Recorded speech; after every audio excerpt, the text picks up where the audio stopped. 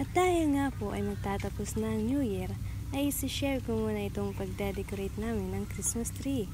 Alam nyo po ngayon lang kami nagkaroon ng ganitong Christmas tree. 4 feet lamang po ang taas niyan.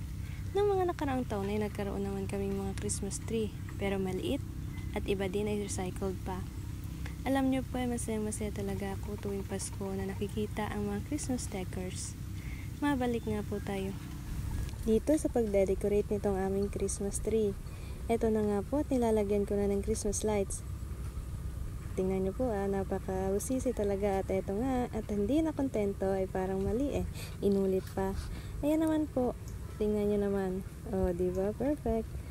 Ayan naman po ang aking nanay at naglalagay ng mga bulaklak. Pero nakita ko nga na may tag pa talaga at sabi ko itanggalin. Nilagyan na nga ng mga bulaklak at ng mga kung anong anik-anik na mga pampaganda. At alam niyo po ba, ay nako, mahigit 1 oras ang din naman ang pag-aayos namin yan. Hindi na nga nakontento. Tingnan nyo.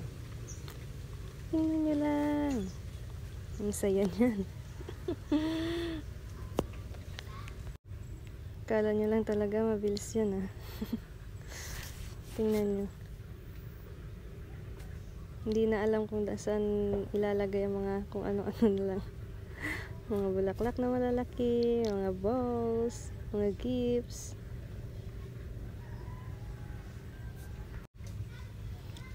Ayan, at sinali na nga. Tingnan nyo, hindi pa din nakontento Talagang inayos-ayos pa.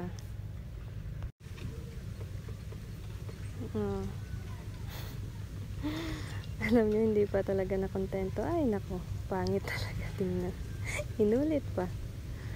Diba? Pinabayaan ko na nga ang nanay ko sa pag-ayos ulit yan. Nilagyan ng kung ano-ano anik dyan sa gilid para maganda naman talaga tingnan. At ayan na nga. Tingnan nyo. Ay nako, ang saya. Ang saya-saya talaga nito.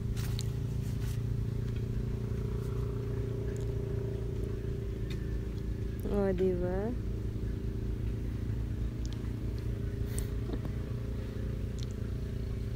Mabusisi talaga ang nanay ko sa pag-ayos niya. Nakala nyo.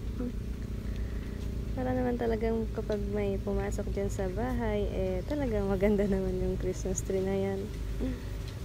Talaga naman.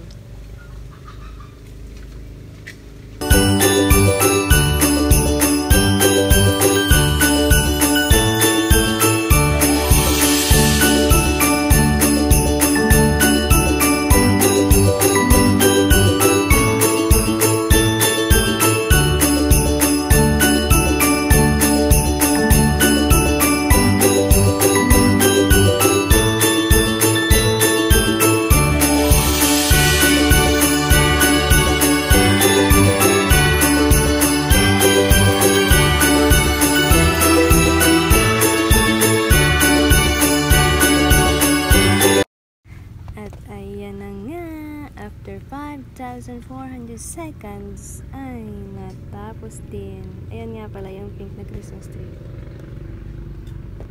Yan yung Christmas tree namin ng nakaraang taon. Thank you for watching.